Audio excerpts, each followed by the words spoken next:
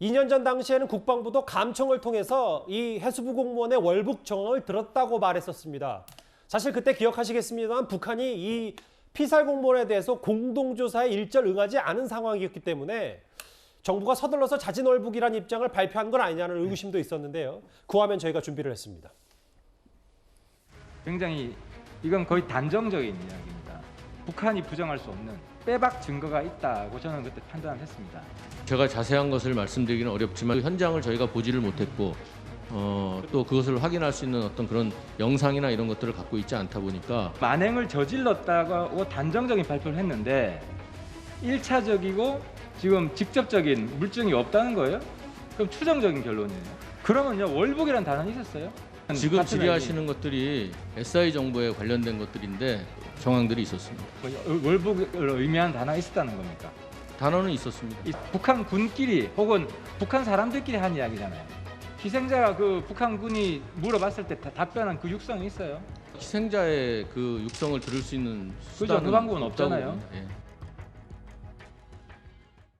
당시에도 저 합참의 정보자산 감청을 두고도 그냥 단순히 북한군끼리 월북이란 단어를 썼을 뿐인데 우리가 희생자의 목소리를 듣지도 않고 월북으로 섣불리 단정한 거 아니냐라는 얘기가 좀 있긴 있었거든요. 그러니까 월북이라는 이야기가 결국 이제 지금 우리가 이 사람에 대해서 월북했다는 걸 확정 지으려면 본인의 어떤 자발적인 의사가 확인이 돼야 월북이라는 이야기를 쓸 수 있잖아요. 예를 들어 그런 정황도 있지 않겠습니까? 예를 들어 본인이 만약 이제 실족을 해서 부유물을 들고 어떻게 하든가 떠밀어 갔는데 보니까 북한군이 있다. 그럼 어떻게 하겠습니까? 살기 위해서 나 지금 여기 그 북한을 넘어왔다. 이렇게도 이야기할 수 있는 거예요. 자, 그런데 문제는 이제 지금은 그런 직접적인 피해자의 진술이 하나도 없다는 거 아니겠습니까? 그러면 당시에 이제 그 발견했던 민간 선박이나 북한군이 서로 간에 교신하는 걸 통해서 듣고서 이 사람이 월북한 것 같다라고 이제 이야기를 한 것인데 그렇다고 그것을 월북으로 결론 지으면 안 되죠.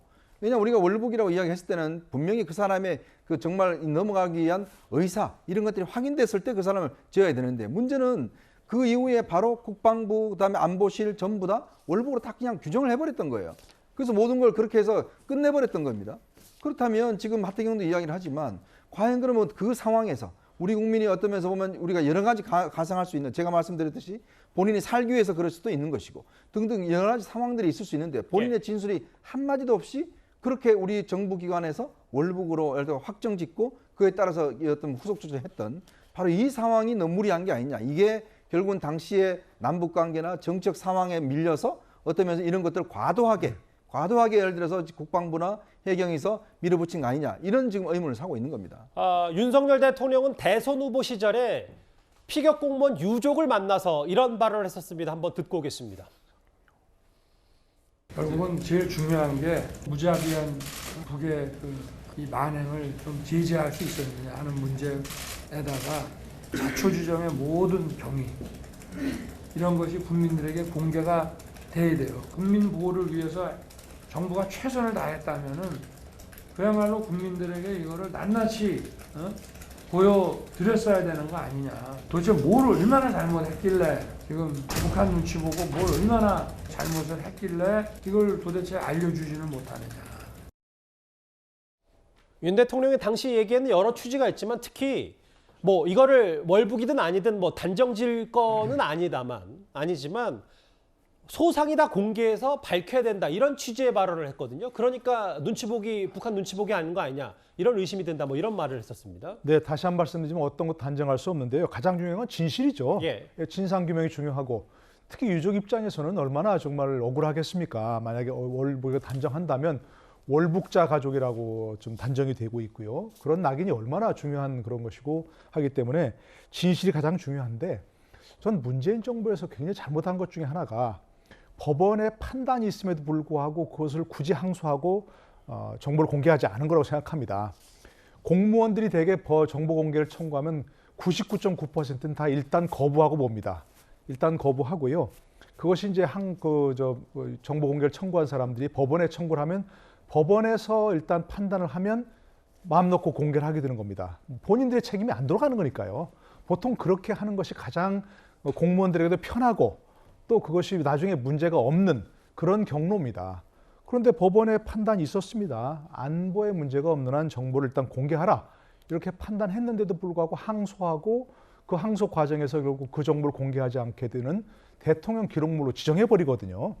그러니까 저 윤석열 대통령의 저 후보 시절 얘기가 도대체 뭐가 잘못했긴 많길래 저렇게 공개를 굳이 하지 않으려고 하느냐, 이런 얘기가 나올 수밖에 없는 거죠. 그러니까 저는 그런 점에서는 문재인 정부 잘못됐다고 생각합니다. 월북이냐 아니냐 아직 단정하기는 어렵다고 말씀드렸고요. 예. 그러니까 저는 정보 공개하라는 그 취지에 따라서 일단 정보를 공개하는 것이 중요하다고 생각하고요. 예. 지금 대통령 기록물로 지정됐기 때문에 못한다면 그것을 공개할 수 있는 방법을 강구하는 게 필요하다고 생각합니다. 예, 그러면 이제 앞으로의 핵심은 이걸 겁니다. 당시 문재인 청와대, 그러니까 청와대 안보실이 이런 최종 판단을 했을 텐데 왜 그때는 월북 결론을 내렸었는지를 말입니다.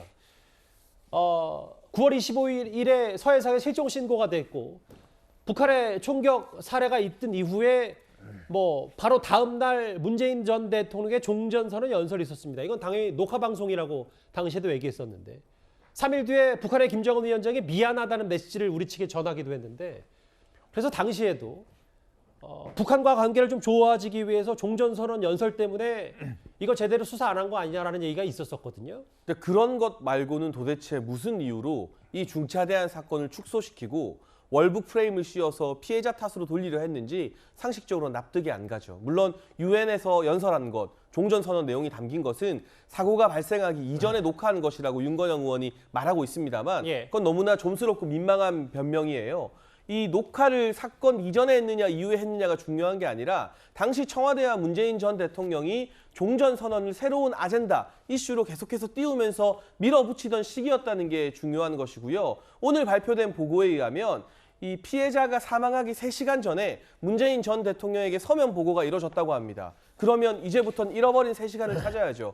서면 보고받고 3시간 동안 우리 국민의 생명이 경각에 달려 있었는데 문재인 전 대통령 어떤 지시를 내리고 어떤 조치를 했는지 준엄하게 물어 따질 수밖에 없고요. 이후에 국가안전보장회의가 소집됐습니다. 하지만 우리 국민 생명이 이렇게 총격에 의해서 잃게 되었는데 문재인 전 대통령은 NSC에 참석하지 않고 아카펠라 공연을 보러 갔습니다.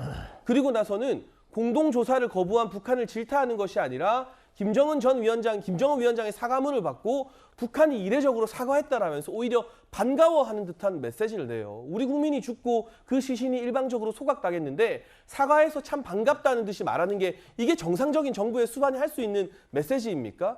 하나 둘이 아니라 이 문제에 대해서는 윤석열 정부에서 아주 철저하게 진상규명을 해서 정부가 국민의 생명을 책임지지 않았을 때 정권이 끝난 다음에라도 책임을 엄하게 따져 묻는다는 것을 알겠습니다. 예시로 보여줄 필요가 있습니다. 국민의힘에서는 북한 눈치 보다가 이런 결정을 내린 거다. 수사가 필요해 보인다. 이렇게 주장을 하고 있습니다.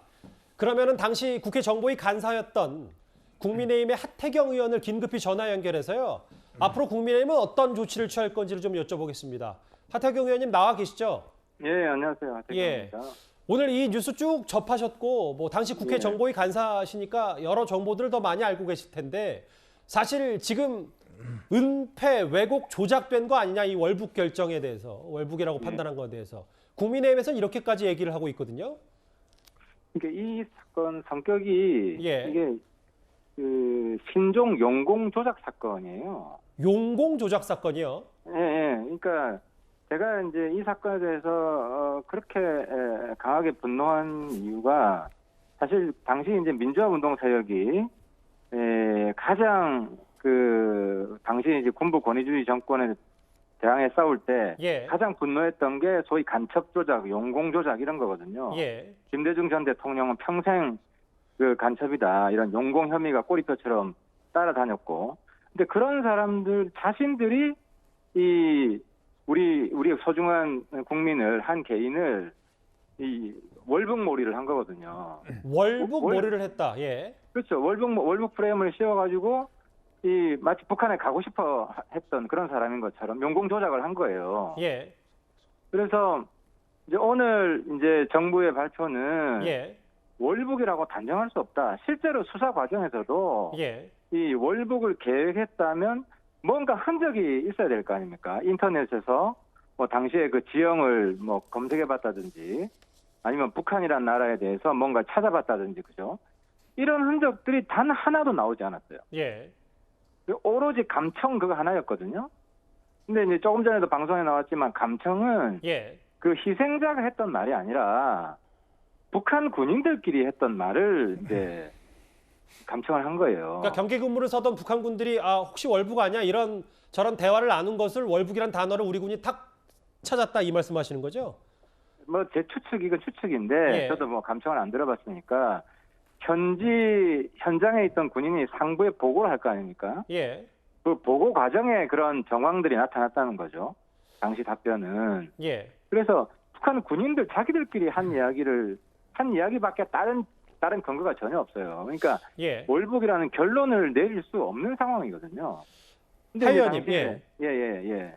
지금 좀 뭐라 그래야 될까? 용공 조작, 월북몰이 좀 어찌 보면 수위 높은 비판을 하셨는데 제가 하 의원님 조금 전에 방송 전에 SNS를 보니까 국정조사를 해야 된다라는 얘기까지 하셨었거든요.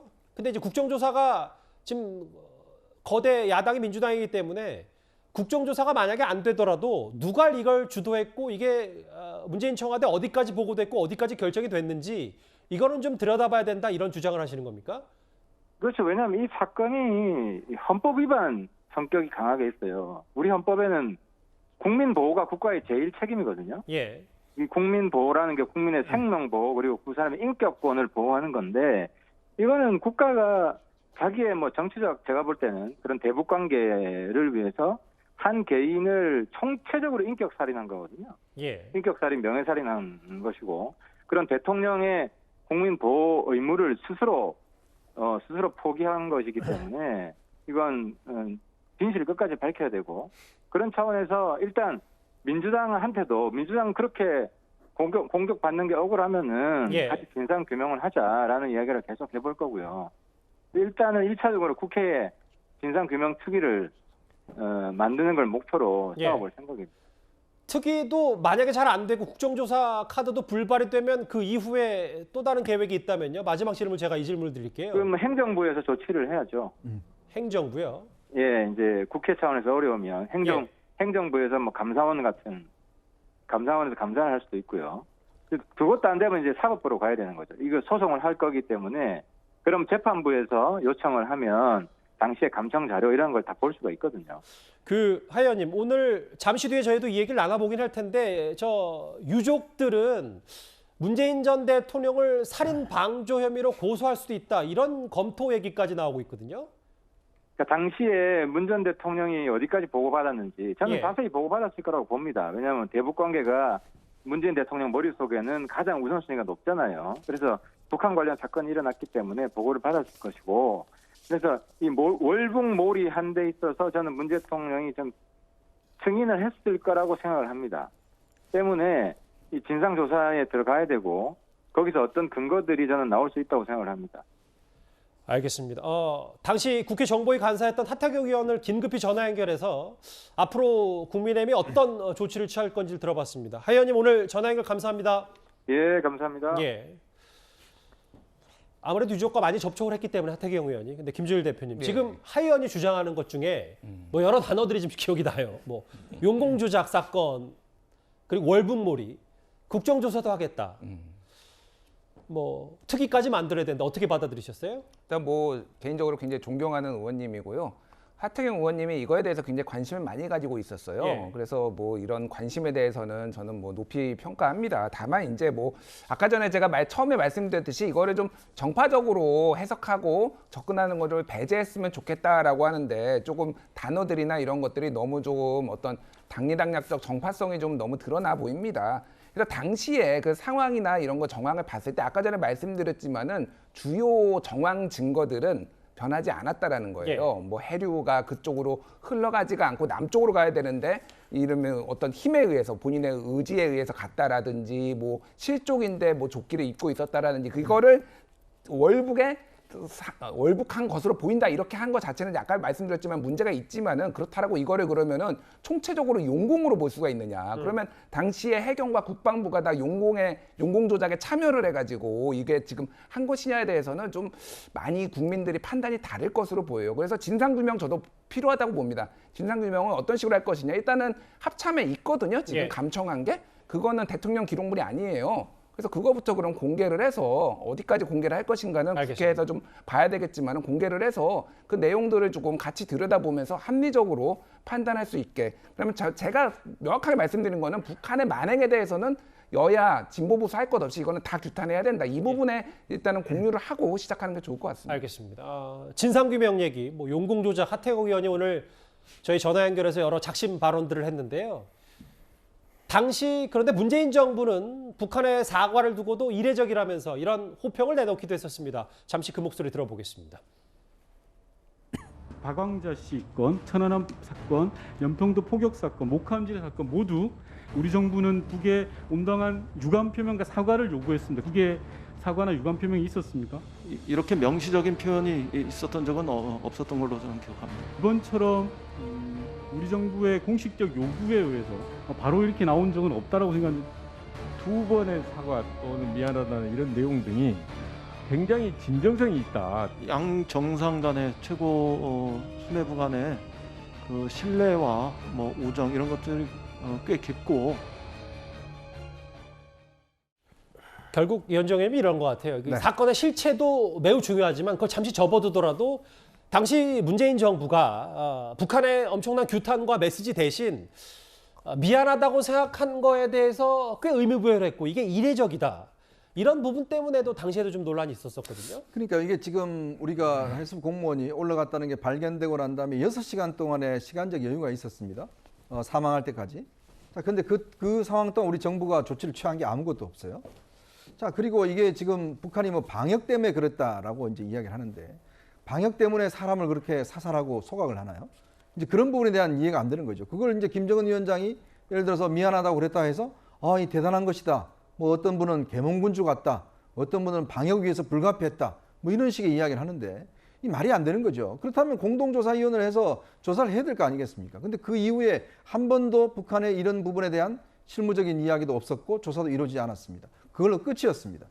자, 그 유족들 같은 경우는 그렇게 조사를 요구했음에도 불구하고 북한에 어떤 식의 우리가 북한 측에 조치를 취했는지 그냥 이 사과문 온 걸 그냥 감지덕지한다는 듯한 그런 뉘앙스로밖에 주지 않은 거거든요. 생각해 보시죠. 이 사건이 얼마나 중대한 사건입니까? 우리 국민이 예를 들어서 지금 뭐 월북 논란도 있지만 어쨌거나 올라갔는데 문제는 그 안보 무장하지 않는 사람을 총격에 사망했고 그걸 또 소각까지 했습니다. 그 굉장히 중요한 사건. 옛날에 박광자 씨가 금강산 관광 와서 총격에서 사망했던 그런 사건도 있었는데 그런 이런 문제를 북한이 그냥 미안하다 잘못했다 뭘 미안한데 왜 그렇게 했는데 아무런 이야기가 없었어요. 자, 그런 부분에 대해서 그냥 한 사람이 사과했다고 해서 모든 게 끝나버렸던 이런 상황이 과연 우리 국민의 이 생명을 지켜야 할 대통령의 올바른 태도였는가? 예. 이 부분에 대한 것은 저는 아마 진상을 다시 한번 규명해야 된다 이런 생각이 듭니다. 2년 전 당시 상황을 저희가 영상으로 당시 이 정황들을 하나하나 만나봤고 국민의힘 하태경 의원 전화 연결해서 앞으로 여당은 어떤 조치를 취할 건지를 하나하나 만나봤습니다.